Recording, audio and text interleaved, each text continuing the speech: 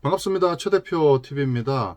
오늘은 퇴직의 효력에 대해서 좀 살펴볼 건데, 우리가 흔히 그냥 퇴직하면 퇴직하지 무슨 효력이 언제 발생하냐 이렇게 말씀하실 수가 있는데요. 이런 경우가 있습니다. 근로자가요, 갑자기 안 나와버립니다. 저 내일부터 회사 안 나와요 하고 사직서 툭 던져놓고요, 내일부터 회사를 안 나와버립니다.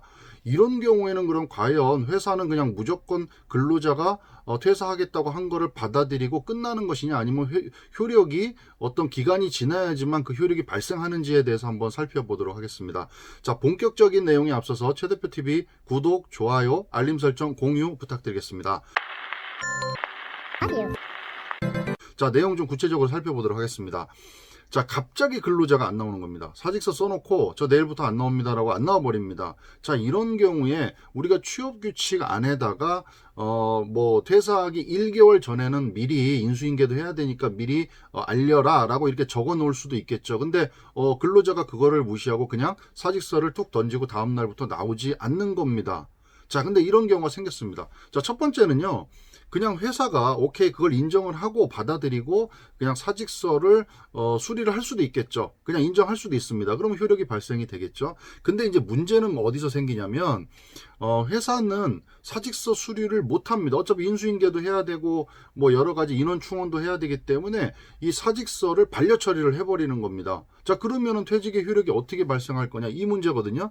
회사가 수락하고 인정하면 합의 해지가 성립이 된다고 말씀을 드렸습니다. 근데 회사가 그거를 반려 처리를 해버리면 이제 취업 규칙에 있는 1개월 전에는 사직 의사를 밝혀라라는 내용과 그 다음에 민법을 우리가 같이 보셔야 된다는 거죠. 왜 그러냐면 근로기준법에는 퇴직에 관한 부분에 대해서는 언급이 되어 있지 않습니다. 그러다 보니까 우리가 뭘 살펴야 되냐면 계약할 때 작성한 근로계약서랑 그 다음에 회사의 취업규칙과 그 다음에 민법, 이거를 같이 동시에 보셔야 된다는 거죠.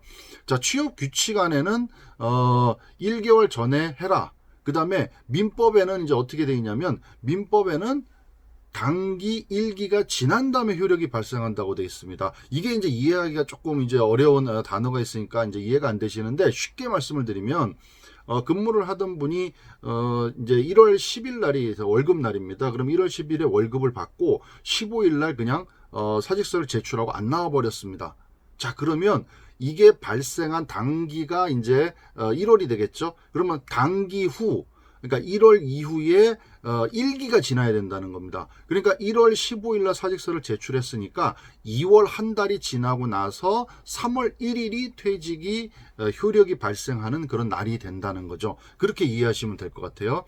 자, 그래서 아까 말씀드렸습니다. 취업규칙 안에는 1개월 전에 미리 사직서를 내도록 그렇게 돼 있고요. 그 다음에 민법에는 단기 후 1기가 지난 후에 효력이 발생한다고 돼 있습니다. 근데 아까 처음에 말씀드렸듯이 근로자가 사직서를 제출했을 때 회사가 인정을 하게 되면 오케이, 서로 그냥 합의가 된 걸로 끝나죠. 근데 회사가 사직서를 반려했을 때는 취업규칙을 따를 것이냐 아니면 민법을 따를 것이냐. 취업규칙에는 말 그대로 1개월 이제 지나면 1월 15일에 뭐 사직서를 냈으니 1개월이 지난 2월 15일이 되면 사직 처리가 되고 효력이 발생하는데, 민법으로 따지니까 2월 15일이 아니라 3월 1일이 효력이 발생하는 날이 되는 거죠. 어떤 걸 따르냐, 근로자가 유리한 쪽으로 해석을 합니다. 자, 그래서 만약에 근로자가 어떤 게 유리한지를 판단해서 취업규칙을 따를 것이냐 민법을 따를 것이냐가 판단이 된다는 겁니다. 자, 그래서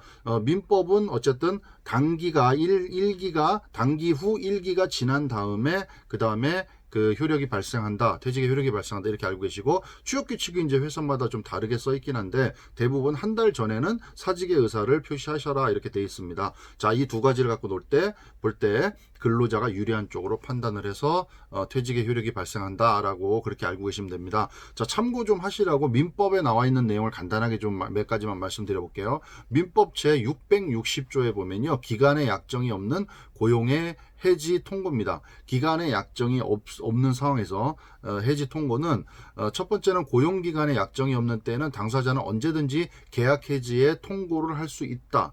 기간이 없기 때문에 언제든지 통고를 할 수 있다라는 거고요.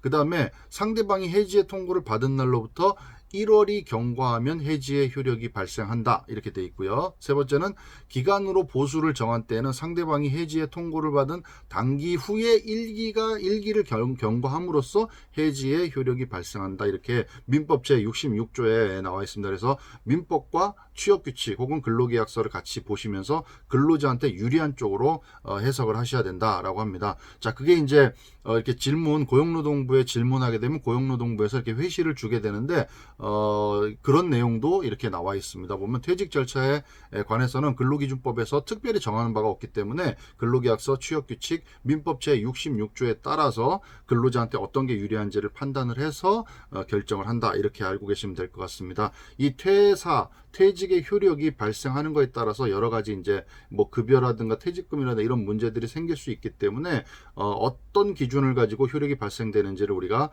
판단을 잘 하셔서 또 이렇게 업무를 또 진행하셔야 될 것 같다는 생각에서 좀 간단하게 설명을 드렸습니다. 감사합니다.